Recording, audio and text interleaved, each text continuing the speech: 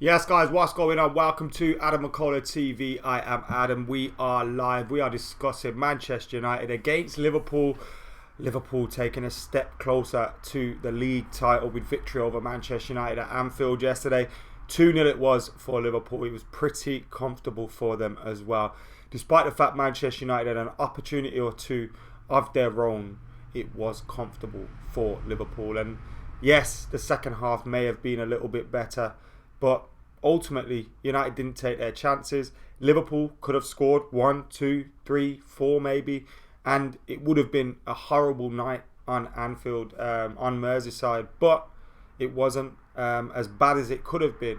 But nevertheless, that shows you how far we have fallen.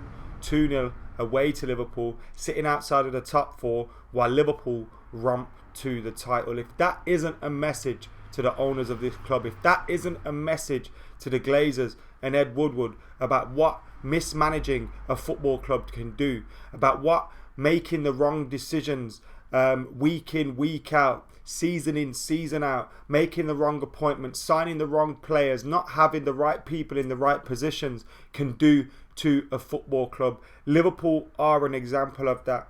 They are an example of that. Yes, they're excellent at the moment. They're about to win the league. They're the best club in England, quite clearly.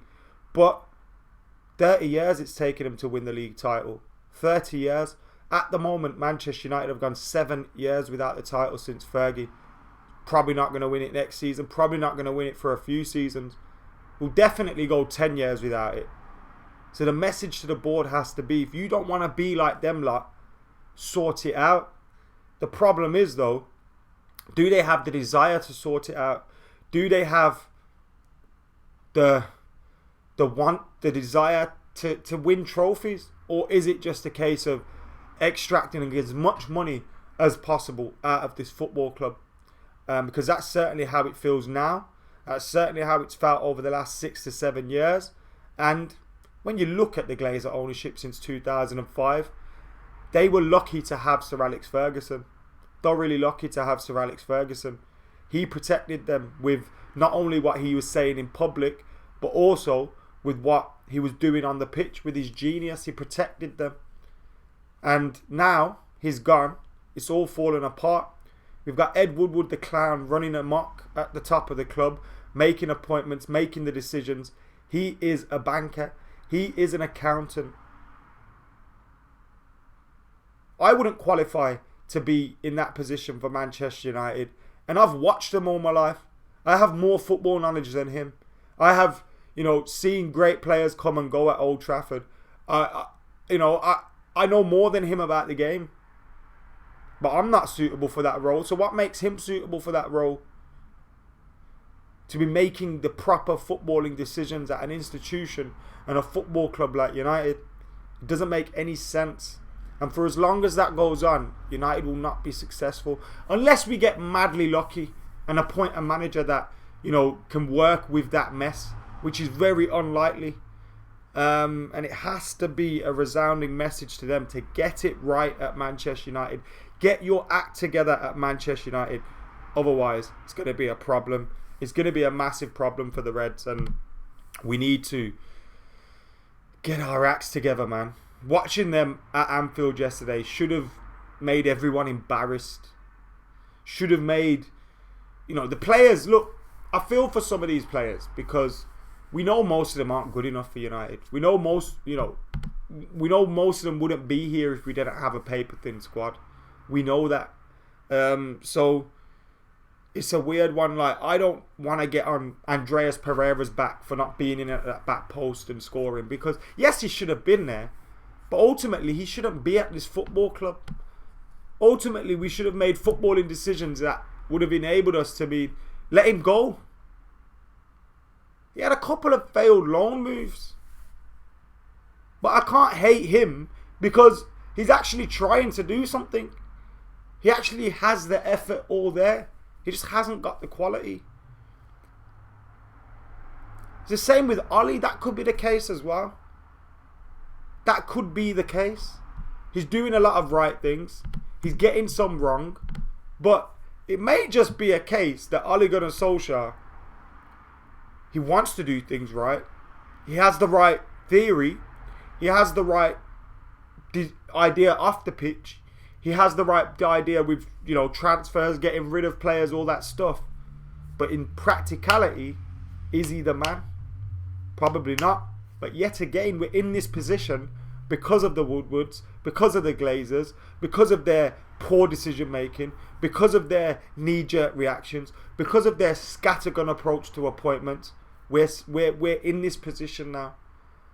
And that's why when I see people getting angry, Andreas Pereira, angry at Ole Gunnar Solskjaer, they are not to blame for where we are.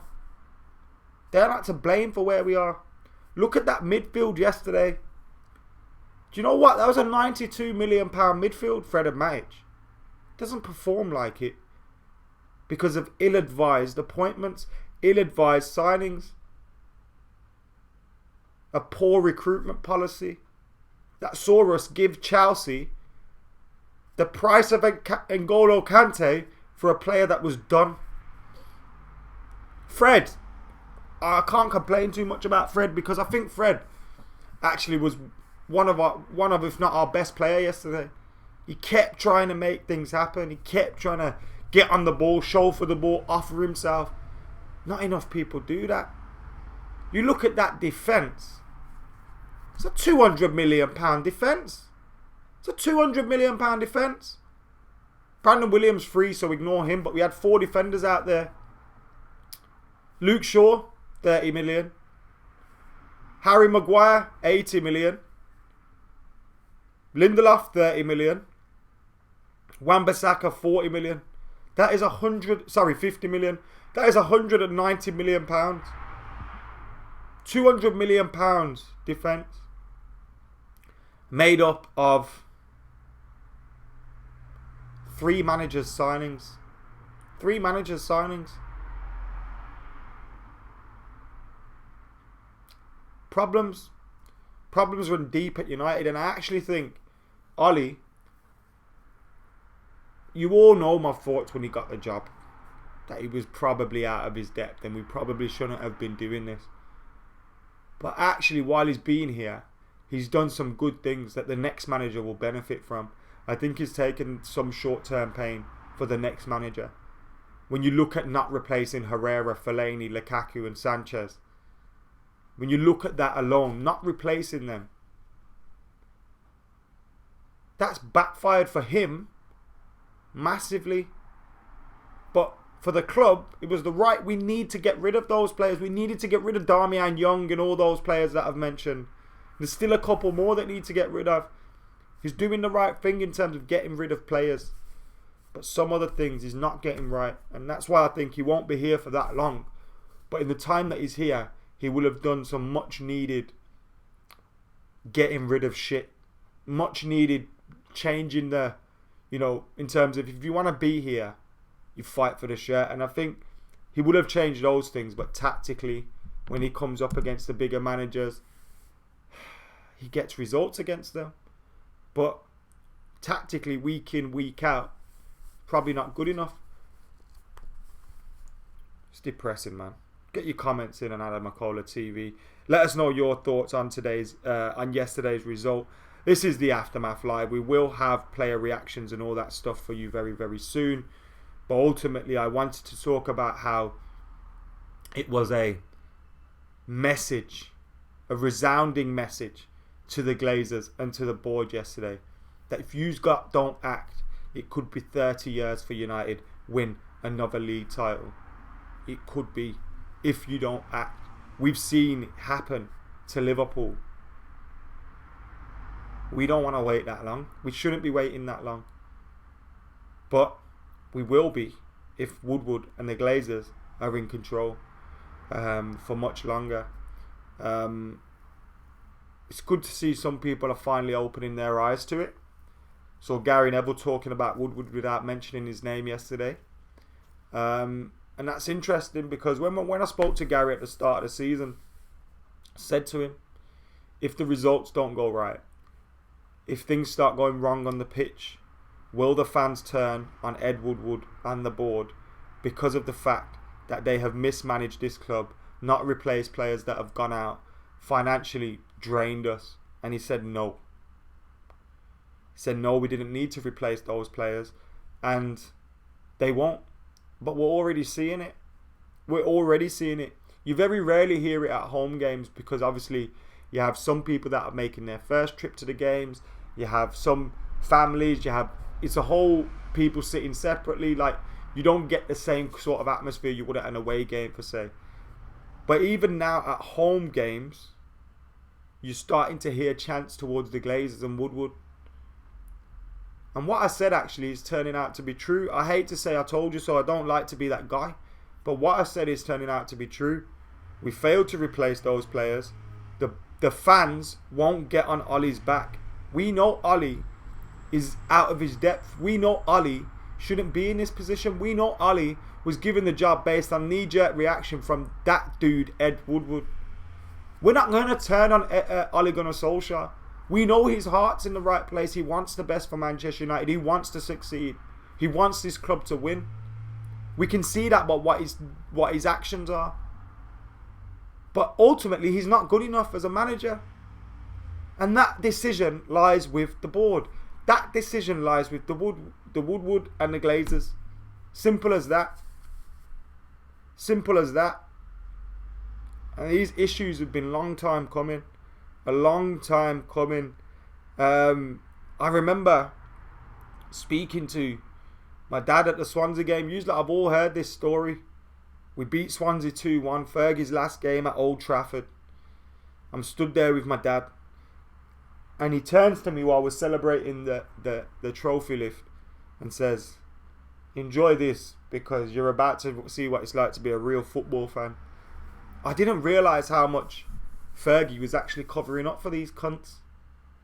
Because his genius really was. I knew it at the time and I said it at the time. But until Fergie left and you actually see, raw. He was that good. He was that good. He made these leeches look good.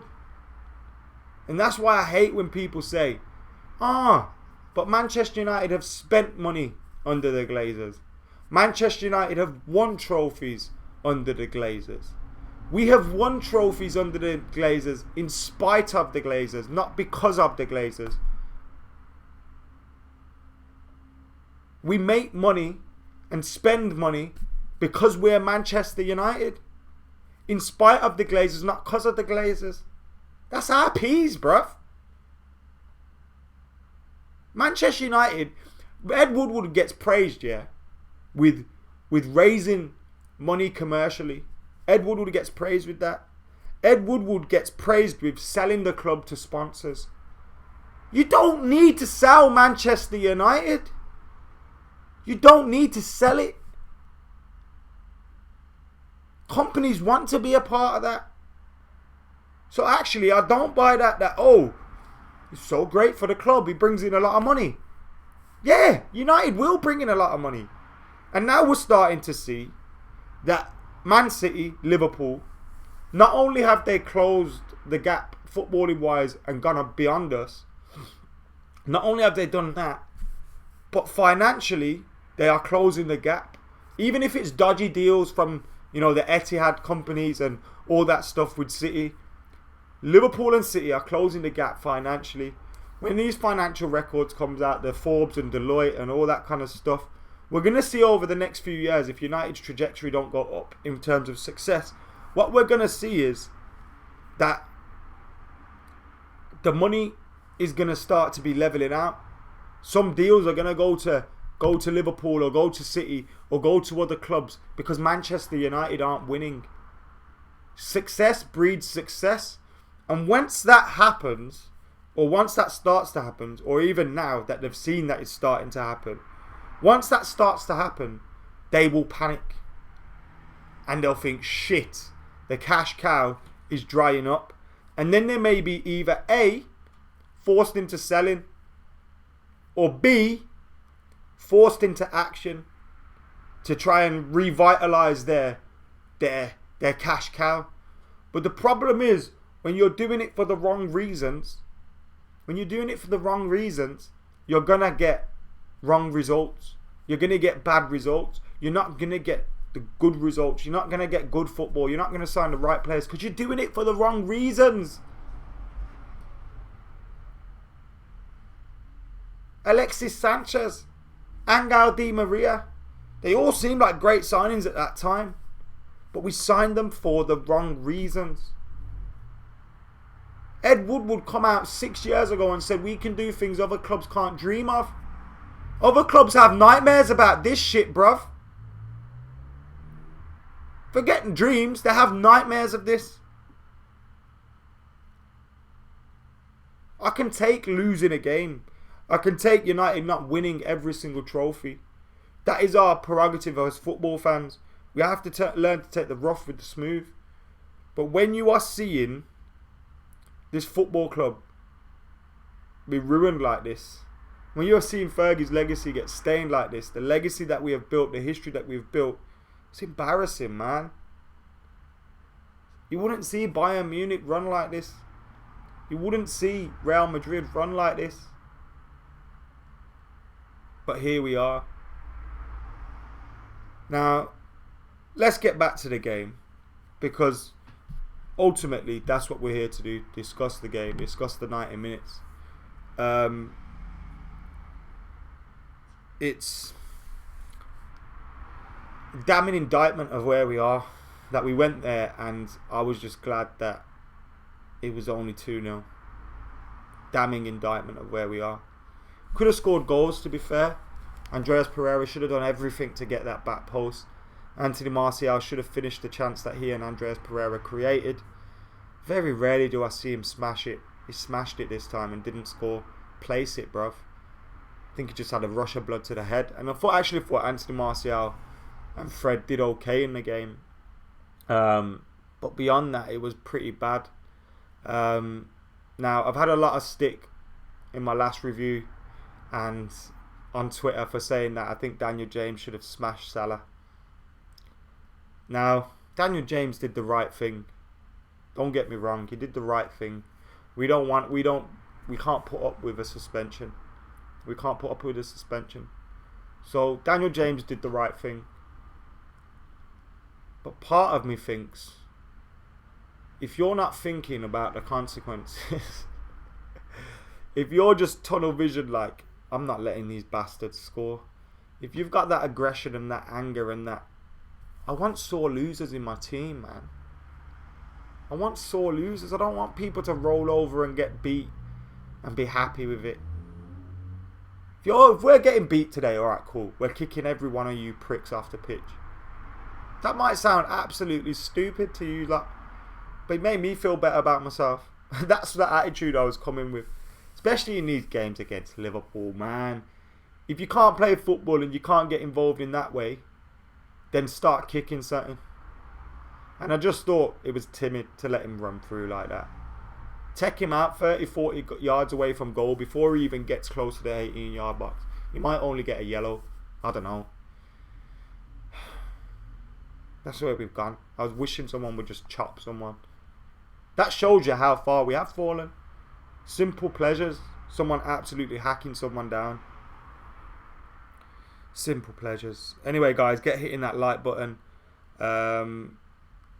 Get hitting that like button. Make sure you're subscribing to Adam McKola TV as well. Loads of you in today, so thank you for tuning in. Get your questions and your comments in. We've got Azamat saying we'll turn into AC Milan. Superstar says, I was also screaming for him to chop him down. Damn the consequences. It's away at Anfield. Rashi needs to come back ASAP or our season is finished for good, says Time Bandit. I honestly think that Fergie would have stayed for an extra few years if it weren't for the Glazers. I don't think so, mate. His decision wasn't footballing. Sam says we should cash in on Andreas Pereira, Eric Bailly, Luke Shaw, Phil Jones, Jesse Lingard and Matic. Did you see Keno losing his head yesterday? And Gary Neville calling Woodward and Glazers now also hopefully this turn of tide. I did see Roy Keane losing his head yesterday. I love Keno. I kind of get what he was saying as well. Like, I can see the arguments against Ollie. And I can see why some people are backing him.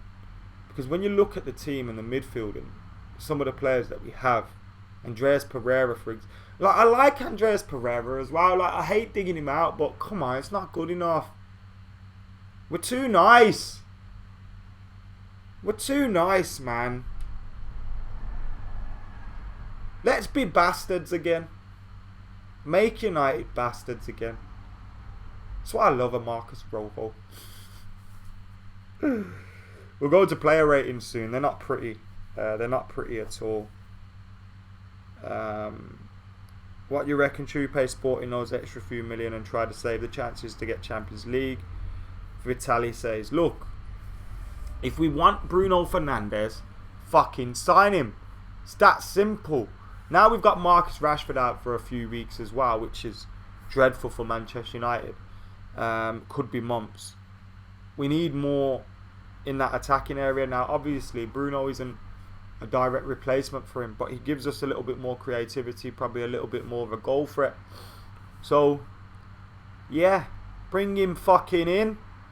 And with Rashford out, it probably puts a 5 million extra on his transfer fee anyway, because one thing about Rashford was he create chances for himself. Without him, we need someone to create chances. Thought Martial did well yesterday. I'm owning this. Now, the chance that he missed was a sitter and he should be burying it. But I thought his all-round performance was pretty good, considering we were away against Liverpool. Every time he got the ball, he was looking to make something happen. He was looking to drive at people. He was looking to take people on. I thought Fred and Martial, Brandon Williams handled themselves okay. David De Gea kept us in the game at times. But we lost and it was comfortable for Liverpool. And when that happens, it's never good enough. And that is reflected in the ratings. David De Gea got a 6 for me. Wan-Bissaka a 5. Lindelof a 3. I thought he made the error for their first goal.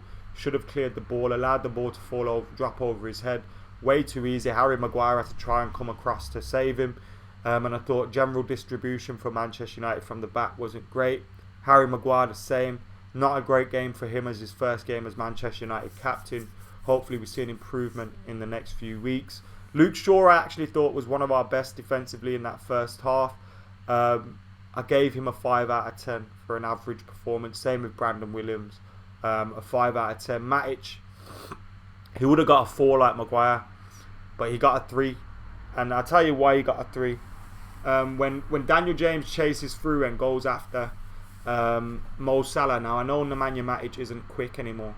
I know he isn't. I know he isn't quick anyway. Never has been. But he was literally stopped. Daniel James literally just pouted past him and Matic stopped. Like, come on, bruv. Come on, bruv. Be a bit more aware. You're the last man back. I know we're chasing the goal, but be a little bit more aware. So Matic got a 3. Fred got a 6 for me. I thought he was our best player yesterday. Daniel James with a 4. Andreas with a 4, Martial with a 5. Thought Martial was the only player that had any quality going forward for Manchester United yesterday, as Mo Wada says in the comments. Mo says Matic 3. Sorry, but he was one of our better players. Football Capital says the owners have killed our club. How bad is this going to get?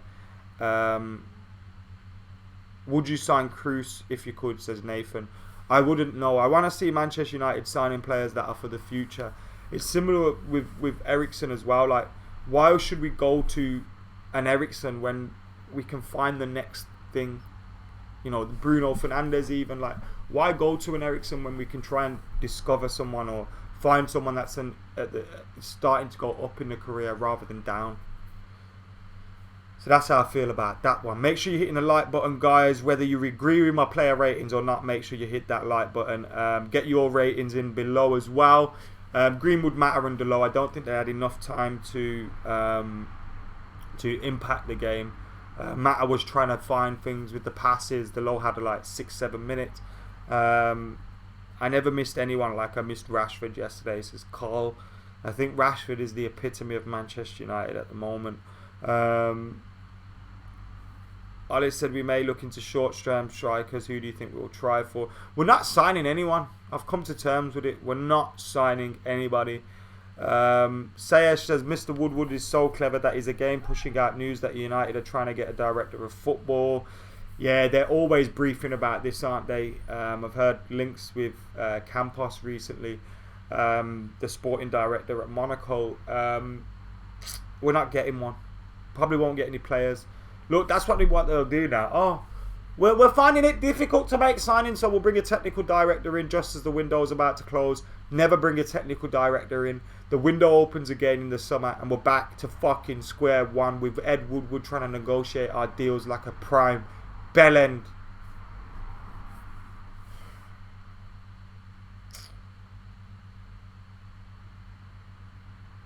Pradwell says, out of the 11 who started for Liverpool, 10 of them debuted for them under Klopp. We need to give Ollie the chance to build something like that. Get Rooney from Derby till June, says Cannonballer. I've seen a few people say this. I know it's a joke. What you've put there. But a few people seriously said we should have signed Wayne Rooney. And just remember how Wayne Rooney was performing towards the back end of his Manchester United career and why we let him go in the first place. Don't worry. Be happy, says Peter Jackson in the comments. Ollie would be asked to come out of retirement and the Glazers save money, says Rohit. Probably. What's the point in a technical director or a sporting director if the evil Sith Lord Woodward is still there? Says Time Bandit. How did these rich people ever get so rich being incompetent, says Mo Wada. They're not incompetent, that's the thing. They're very shrewd. What they did with Manchester United was very, very shrewd.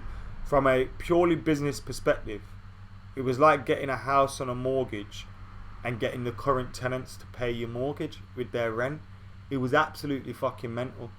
They were able to buy a club that is now worth billions, and they didn't put down much of their own money. Most of it was through banks and loans and all that stuff. And if you do your research on when Manchester United were bought and when the Glazers did the takeover, Ed Woodward was a big part of that. Ed Woodward was a massive part of that. And for that reason, Ed Woodward is their boy. And that's why when people say we need to get rid of Ed Woodward is going nowhere, ladies and gentlemen. He's going nowhere. We're stuck with him. All we can hope is, like we said, technical director comes in, sporting director, and helps the manager out.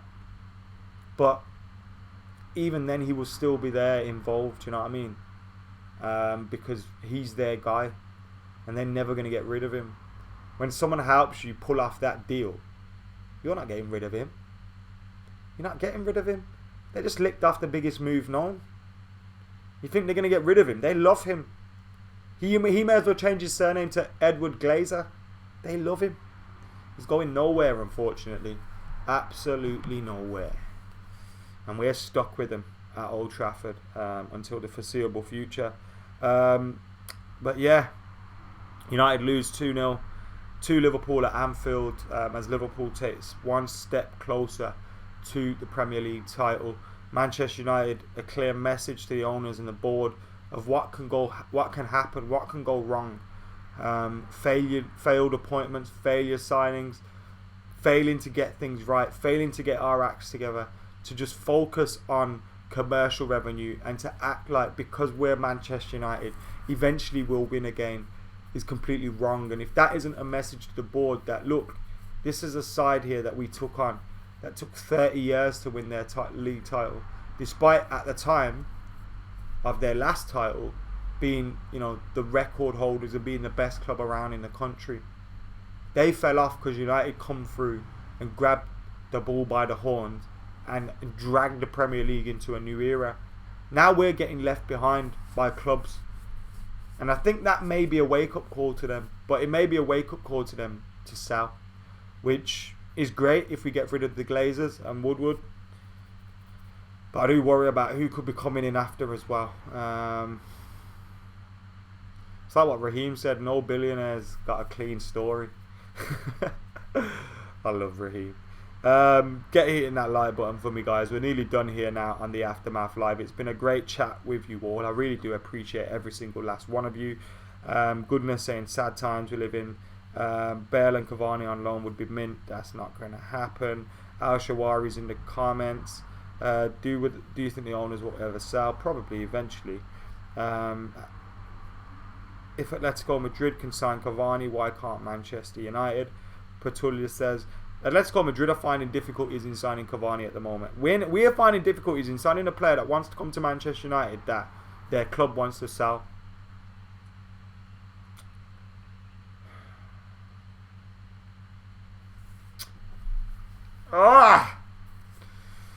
Football's going to be the death of me. We're so spoiled though, guys. If you're my age, at least you had the good times. Cracking up. United, what have you done to me? Guys, this has been the Aftermath Live. Thank you very much for tuning in. Thank you for keeping it locked to Adam McKola TV. Make sure you're liking, sharing, subscribing and commenting. If you watch live, I appreciate every single last one of you. If you tuned in after we were live, then thank you very much as always. For now though, I have been Adam McKola. This has been the Aftermath. I'm out of here.